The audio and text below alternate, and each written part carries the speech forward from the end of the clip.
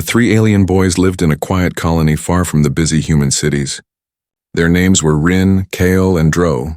They were brothers, but they were very different from one another. Rin, the oldest, was tall and serious. Kyle, the middle one, was always curious and asking too many questions. Dro, the youngest, was small but quick, and he never liked to sit still. Their family was poor. Every day their mother worked hard to keep them fed, and the boys often looked for small jobs to earn extra money. Carrying water, cleaning streets, helping traders, anything that gave them a few coins. But one day something strange happened that would change their lives forever. It started when a human visitor arrived in the colony. He came in a long black vehicle that rolled slowly across the dusty street. The alien children stopped playing and stared. Humans rarely visited this colony, and when they did, they never stayed long. This man was different. He was dressed in fine clothes, dark suit, shining shoes, and glasses that hid his eyes. He looked wealthy, powerful, and very serious. Everyone whispered as he walked past. Why is a rich human here? What is he carrying? Maybe he is a traitor, or maybe a spy. The boys were curious, but they kept their distance. The man was carrying 3 large black bags. They looked too heavy for one person, but he held them tightly, as if protecting them. He walked straight to the old guest house at the edge of the colony. Later that afternoon, the boys were sitting near the well when the man returned.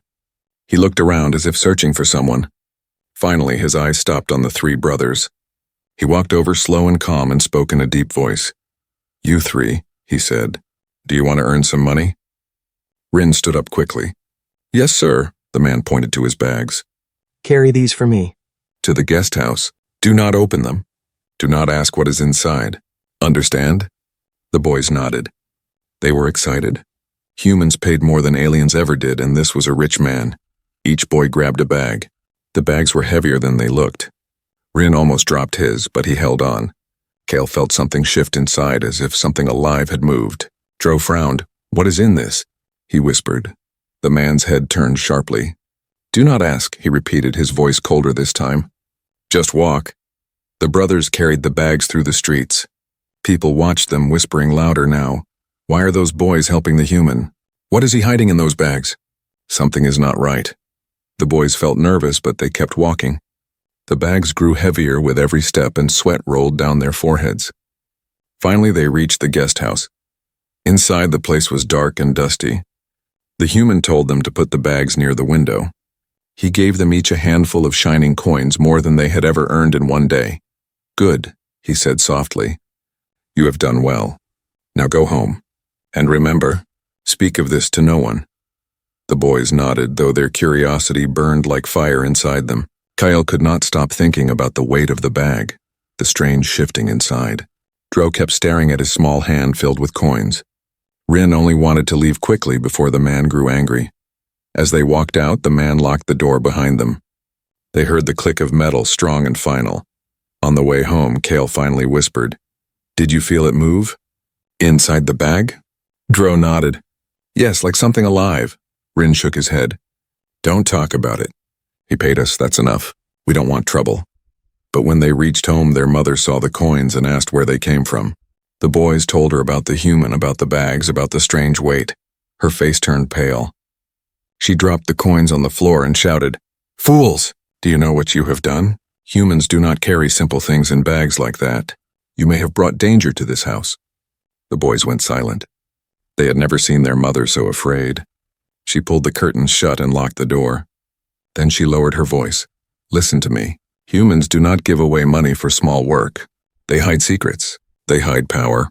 And if you have touched those secrets, you will be marked."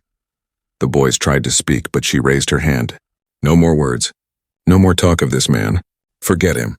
Forget the bags. Do you understand?" The brothers nodded slowly, but deep inside they knew they would not forget. The weight of the bags, the cold warning of the man, and the whispers of the villagers. It was too strange to forget. That night, as the colony grew quiet, strange lights flickered near the guest house. Blue and red, sharp and fast like fire in the sky. The brothers watched from their window, their hearts racing. Something was happening inside that house. Something connected to the bags they carried. And though they did not know it yet, their lives would never be the same again. The next morning, the guest house at the edge of the colony stood strangely silent.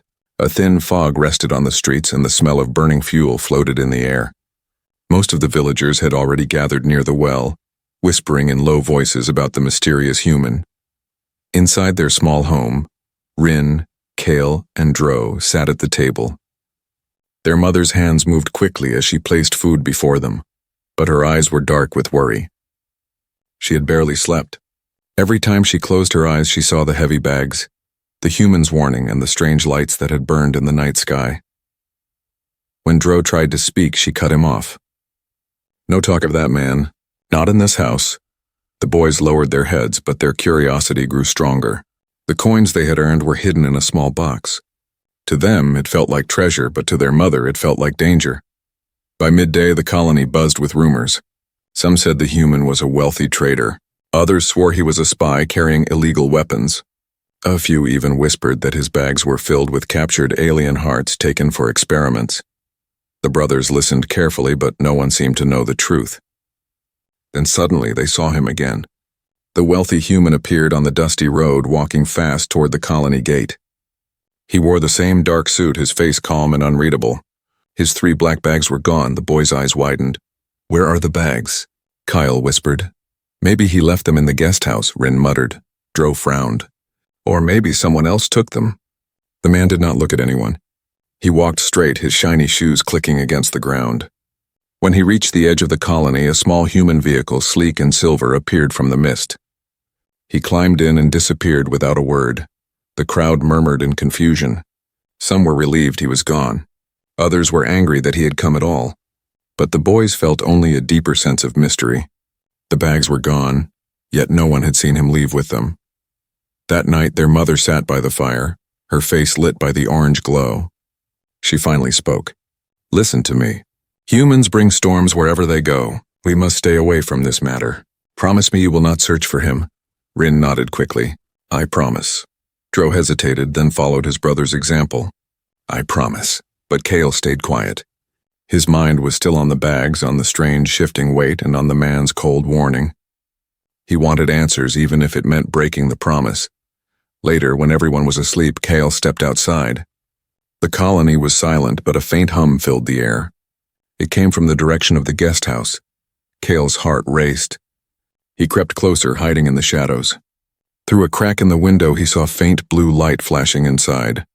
The bags were there. He was sure of it. Suddenly, a hand grabbed his shoulder. He gasped and spun around. It was his mother.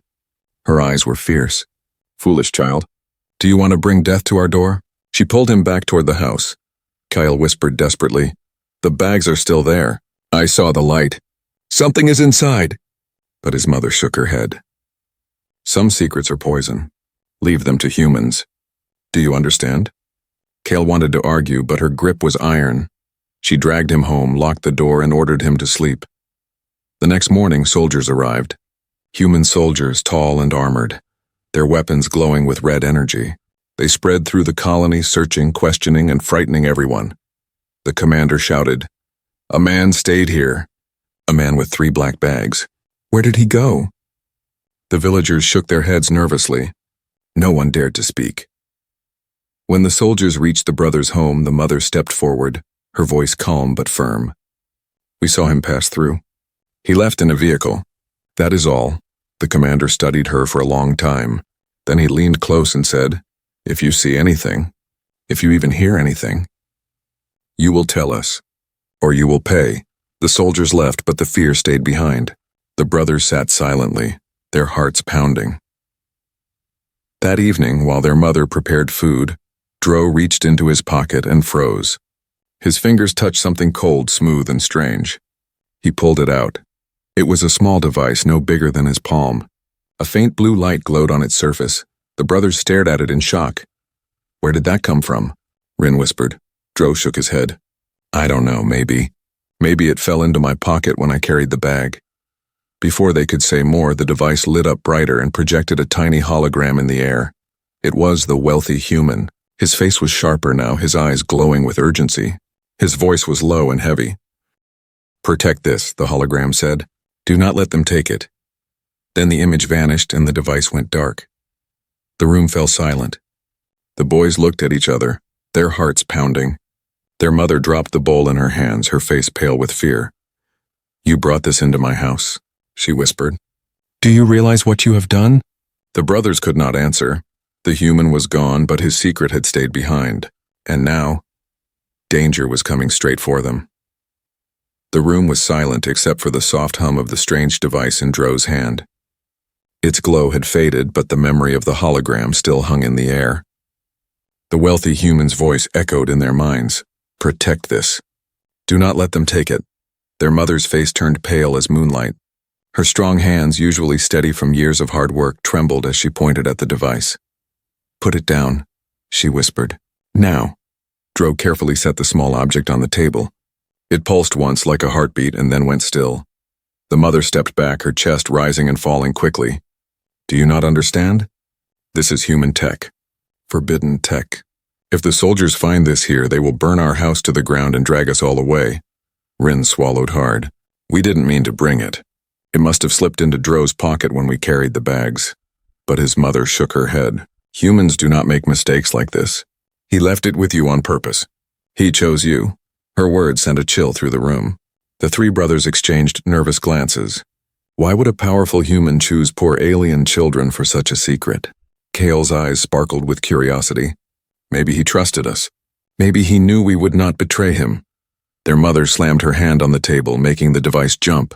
"Trust? No, child. Humans do not trust us. They use us. They play with us like toys, and when they are finished, they throw us away."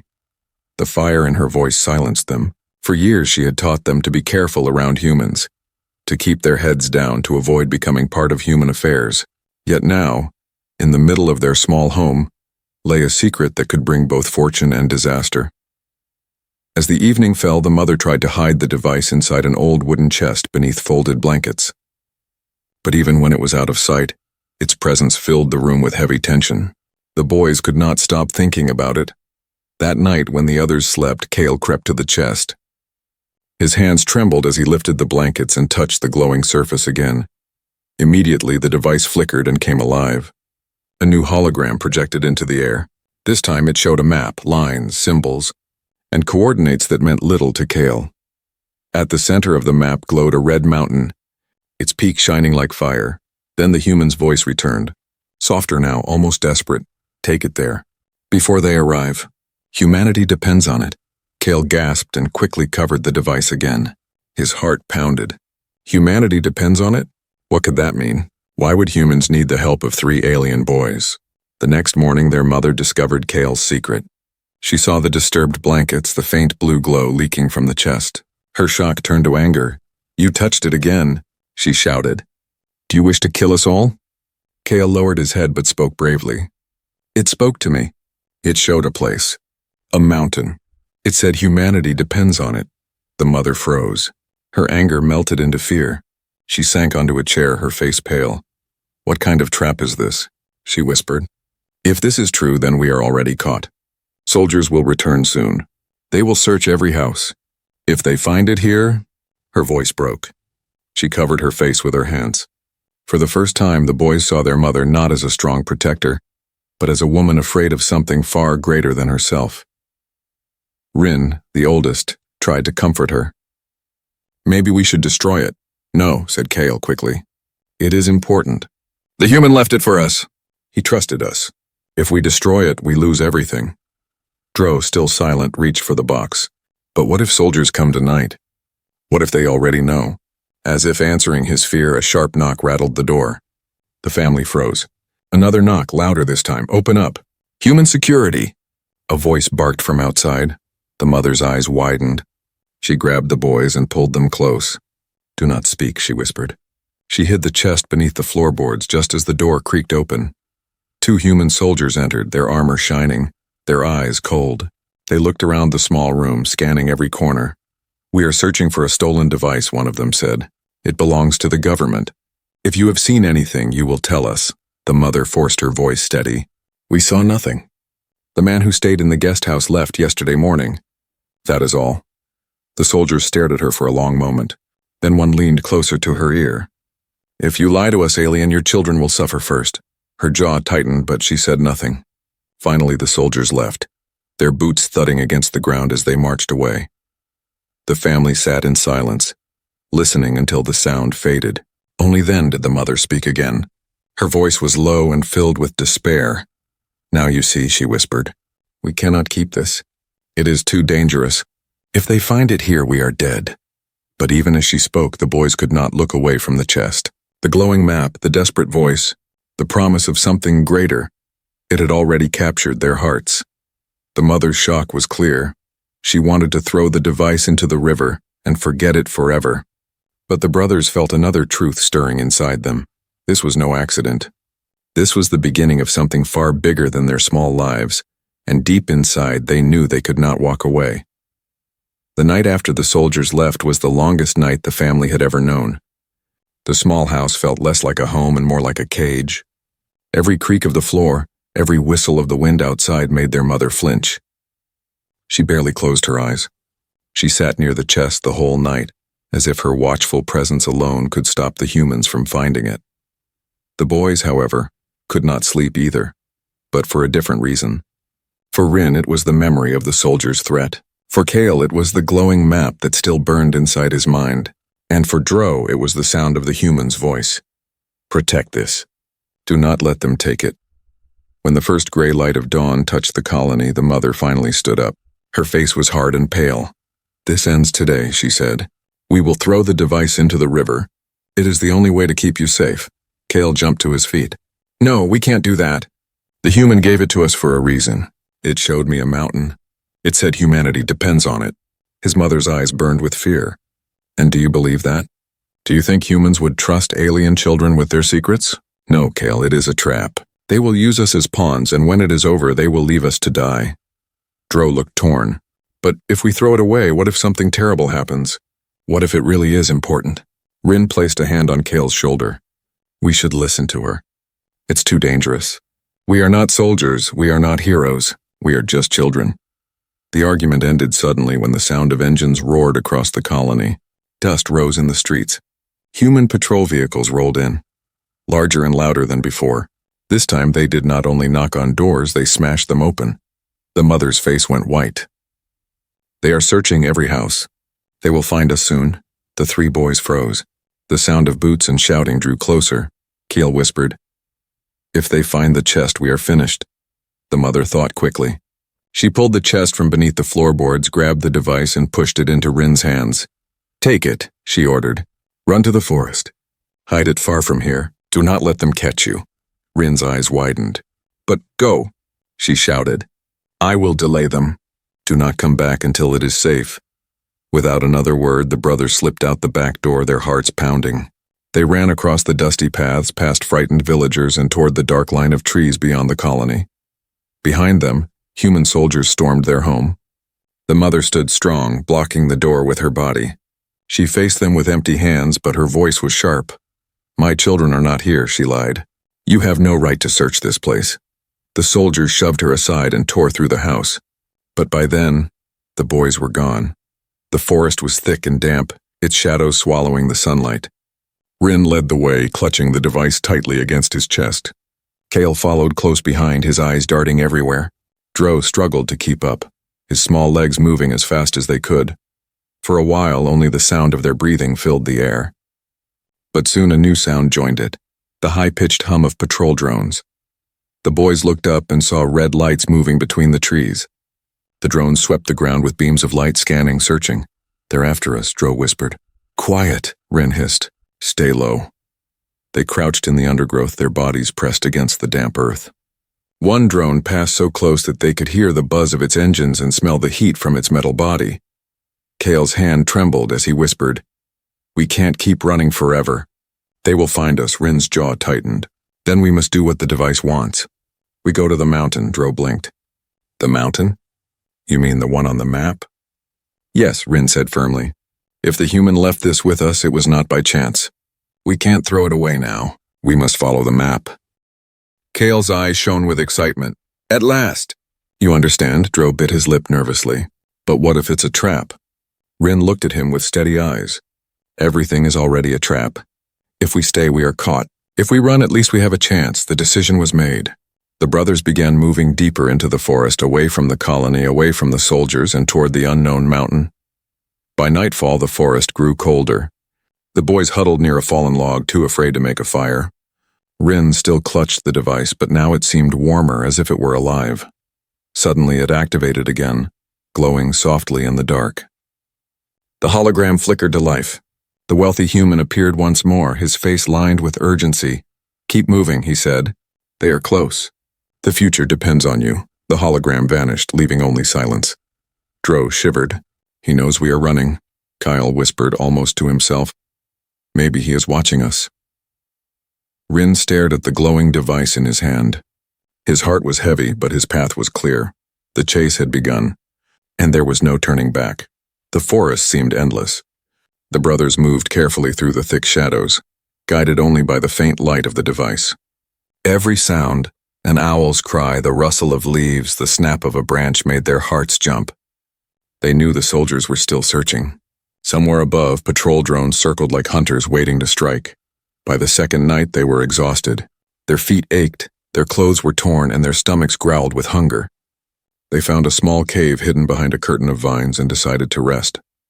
Inside, the air was cool and damp, but at least it was safe from drones. Rin set the glowing device on a rock. It pulsed with a faint blue light, almost as if it was breathing. The brothers stared at it in silence. Finally, Kale whispered what was already on all their minds. "Why us? Why would a wealthy human trust 3 alien boys with this?" Rin shook his head. "I don't know. Maybe he didn't have a choice." Dro hugged his knees. "Maybe it's a trick. Maybe it's leading us into danger." But before they could argue more, the device flickered. A soft hum filled the cave. Blue light spread across the walls, shaping into symbols and maps. Then the hologram of the human appeared again. His voice was low but urgent.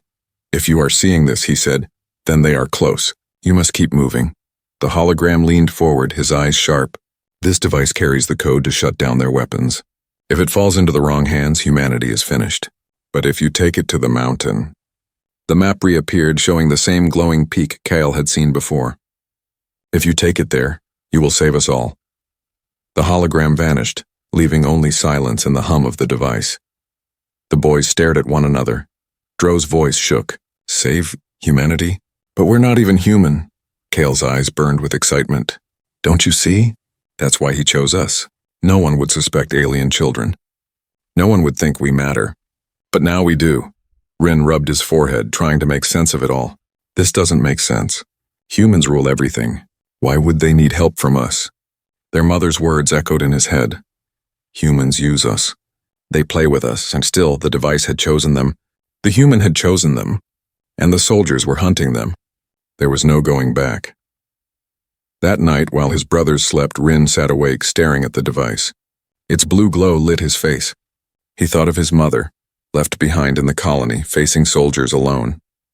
He thought of the weight of the bags they had carried, the strange shifting inside, and he thought of the man's final words, "Protect this.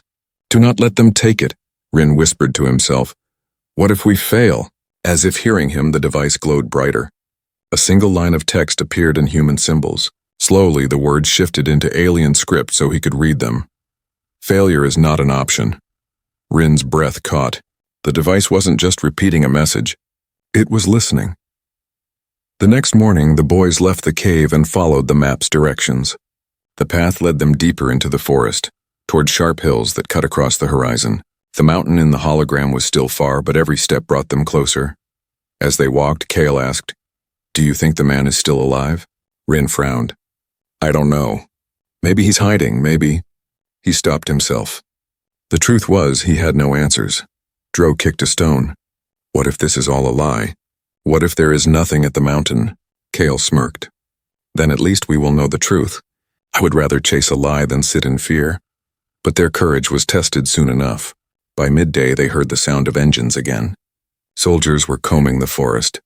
The boys dropped low into the grass, holding their breath. Through the trees, they saw humans in dark armor, carrying heavy rifles. The soldiers moved slowly, scanning the ground. One of them spoke loudly, his voice carrying through the trees. "We know the children are here. They cannot run forever." Rin's heart raced. He held the device tighter, pressing it against his chest as if it could make him invisible. The soldiers moved on, but the fear stayed behind. For the rest of the day, the boys walked in silence, each step heavier than the last. By nightfall, they reached a cliffside. From the top, they could see the distant outline of the mountain glowing faintly against the stars. It seemed impossibly far, yet it called to them like a beacon. As they sat together, the device lit up once more. This time the hologram was different. It didn't show the human. It showed rows of massive machines, human warships lined with red lights. Then came a voice, not calm and steady like before, but urgent and sharp. "They are coming," the voice said, "and they will destroy everything to get this back. You must hurry." The image shifted to show soldiers burning villages, alien families fleeing in terror. Then the hologram cut out, leaving only darkness. The boys sat frozen. Dro's voice cracked. "If we fail, this will happen to our colony, won't it?" Rin finally spoke, his voice steady though his hands shook. "Then we cannot fail." Kale smiled faintly though his eyes were serious. "At last you sound like a hero." Rin shook his head. "Not a hero, just someone who doesn't want to watch everything burn." They lay down on the cold ground that night, the mountain glowing in the distance. Their mother's fear, the soldiers' threats, and the humans' desperate message all pressed against them. The hidden message was clear now. They were not running away anymore. They were running toward something, and whatever waited at the mountain, it would decide the fate of more than just 3 alien boys. The mountain grew larger each day, its red peak glowing faintly even under the pale light of the moons. The 3 brothers pressed on, but every step was harder than the last. Their clothes were torn, their shoes full of holes, and their bodies weak from hunger. Still, they did not stop. The device guided them, and its soft hum seemed to push them forward. Rin carried it most of the time. He felt its warmth against his chest as if it had chosen him. Kyle walked with restless eyes, always scanning the trees, curious about every sound. Dro, the youngest, lagged behind, his small legs struggling to keep up. On the 3rd day, the forest gave way to rocky ground. Sharp stones cut their feet, and the air grew thin and cold. The brothers huddled together at night, shivering under the stars. Sometimes the device flickered and projected brief flashes of strange machines, giant ships, glowing weapons, human symbols they could not understand. Each image only deepened the mystery. One evening, as they climbed a steep hill, the sound of engines thundered across the sky. The boys ducked under an overhang of rock just in time. Above them, a massive human dropship roared past, its searchlights slicing through the darkness. Dro trembled. "They're still hunting us," Rin nodded grimly. "And they're closer than before," Kale whispered, almost to himself. "Good. If they're chasing us, it means we're carrying something worth chasing." The next morning, the brothers followed a narrow path along the edge of a cliff. The mountain loomed closer now, its slopes streaked with rivers of glowing red stone. The sight filled them with both awe and fear. Halfway across the cliffside, they heard a buzzing sound. Drones. 3 of them glided out from behind the rocks, red eyes glowing. "Run!" Rin shouted. The boys sprinted along the path, stones sliding under their feet. The drones fired beams of red light that scorched the ground. Dust and sparks exploded around them. Dro stumbled and almost fell, but Rin grabbed his arm and pulled him forward. Kale, daring as always, snatched a stone and hurled it at one of the drones. It hit the machine's eye, and the drone spun wildly before crashing into the rocks below. The other 2 drones screeched and closed in. "Faster!" Rin cried. At the end of the path, the brothers threw themselves into a narrow cave. The drones fired again, but the beams struck the rock and sent showers of sparks into the air. The machines hovered outside, scanning, then finally drifted away. Inside the cave, the boys collapsed, gasping for air. The device glowed softly, as if it had been awake the whole time. Kyle laughed weakly. "Did you see that? I destroyed one with a stone." Dro's voice shook. "And nearly got us killed." Rin held the device tightly. "They will not stop. We must reach the mountain before they catch us." Deeper inside the cave, they discovered something strange. The walls were carved with old markings, symbols in both human and alien languages. Kyle touched the carvings, his eyes wide. "Look, this place was used long ago. Humans and aliens together," Rin frowned. "But humans and aliens are enemies now." Dro tilted his head. "Maybe they weren't always." Before they could say more, the device activated on its own. Blue light spilled across the walls, filling the carvings with life. The hologram of the wealthy human appeared again, but this time his voice was softer. "If you are still alive, then you are closer than I hoped. This mountain is older than any war. It hides what both humans and aliens have forgotten. Protect the device. Bring it here. and the truth will be revealed. The hologram faded, leaving silence behind. The brothers exchanged uneasy glances. The truth? Dro whispered. What truth? Kale grinned faintly. We'll find out soon. Rin said nothing, but his eyes were full of worry. The journey grew harder. The higher they climbed, the more dangerous the path became. Landslides tumbled down the slopes. Rivers of glowing red stone hissed and smoked, blocking their way. Their skin blistered from the heat and the air burned in their lungs. Yet the device guided them, flashing arrows of light across the ground, leading them forward like a beacon. On the fifth night, as they camped near a jagged ridge, the boys saw lights in the distance. Human soldiers were climbing the mountain too, their vehicles crawling across the rocks like insects. They're right behind us, Rin said grimly. Dro clutched his knees. We can't outrun them forever. Kale's voice was calm but fierce. We don't have to outrun them. We only have to reach the mountain first. The device pulsed in Rin's hands almost as if it agreed. The next day the boys reached a high plateau. At its center stood a giant stone door carved into the mountain itself. It was covered in symbols, some alien, some human. The boys stared in awe. This is it, Rin whispered. Before they could move closer, a rumble shook the ground. Dropships appeared above, engines screaming.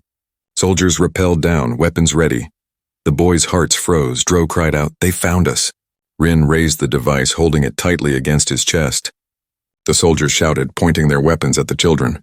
"Hand over the device," a commander roared. "Now!" For a moment, fear locked the brothers in place. But then the device lit up, brighter than ever before. The stone door trembled. The carvings glowed. The mountain itself seemed to awaken. Kale whispered, eyes wide with wonder, "It's opening." The soldiers rushed forward, but the boys stood their ground, bathed in the blue light of the device. The dangerous journey had led them here, and now, the true secret of the mountain was about to be revealed. The stone door shuddered as the device pulsed brighter in Rin's hands. Dust rained from the cracks and a low ancient hum filled the mountain air. Strange symbols carved into the door lit up one by one. First alien script, then human letters, glowing together as if they had always belonged side by side. The soldiers froze.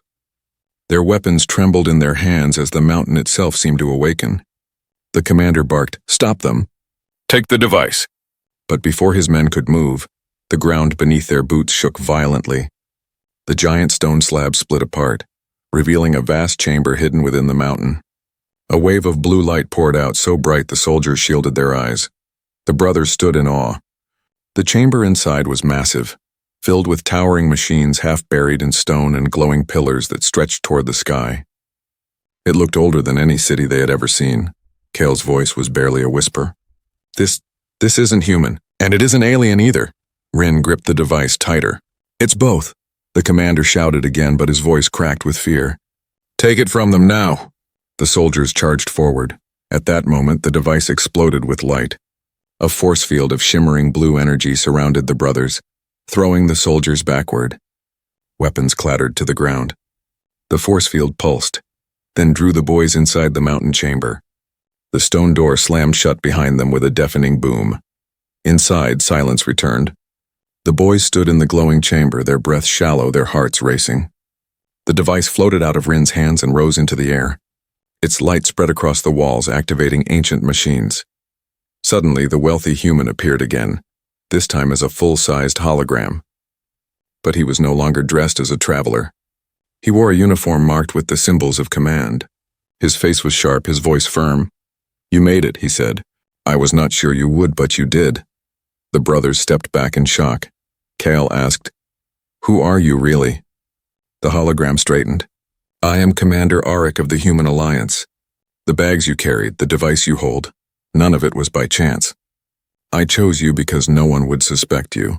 Children of a poor alien family overlooked by both sides, you were the only ones who could reach this place." Dro's voice shook. "Why us? We're not human." "Why would you trust us with something so important?" The commander's eyes softened. "Because humanity has lost its way. Our leaders see only power and war. But I have seen the truth. Humans and aliens were not always enemies. Long ago we built this place together. This mountain holds the last technology of that time. A weapon, yes, but also a key. If activated, it can end the war. But it required innocence. It required hands untainted by hate. That is why I chose you. The boys stared at him in silence. The weight of his words pressed heavily on their young hearts. Rin finally asked, "And if we refuse?" The commander's face darkened. "Then everything will burn. Not just your colony, not just your people, but humanity too." The device glowed brighter as if urging them toward a choice. Suddenly, the chamber trembled. The sound of explosions echoed outside the mountain. The soldiers had not given up. They were trying to break through the stone door. The commander's hologram flickered. His voice grew sharper. "There is no more time. You must decide now. Will you activate it?" Kale's eyes burned with determination. "Yes, we've come this far. We can't turn back." Dro bit his lip. Fear and courage battled inside him. Finally, he nodded. "If this saves our mother, if this saves everyone, then yes." Rin's hands trembled as he looked at the glowing device floating above them. The commander's words echoed in his ears. Innocence. Unbroken hands with a deep breath, Rin reached out. His fingers brushed the light. The chamber roared to life. Machines that had slept for centuries awakened, their cores blazing with energy. Pillars of blue fire shot upward, shaking the mountain. The hologram of Commander Arik spoke one final time. "Now the real battle begins. You are no longer children of the colony. You are the guardians of the key." His image faded. The stone door cracked open once more. Soldiers stood outside, their faces twisted with shock as they saw the blazing light behind the boys. The commander's voice echoed in their minds, though his hologram was gone. "Protect it. Do not let them take it." The brothers stepped forward, the device glowing between them, the ancient machines humming with power. Outside, the soldiers raised their weapons, but hesitation froze them in place. The mountain itself seemed alive now, and the three alien boys no longer looked weak or ordinary. They stood like something greater, like chosen messengers of a forgotten alliance. Kyle whispered to his brothers, "This is only the beginning." The chamber shook again. The red peak of the mountain blazed brighter than ever, sending a signal into the stars. And somewhere far beyond their world, others were listening.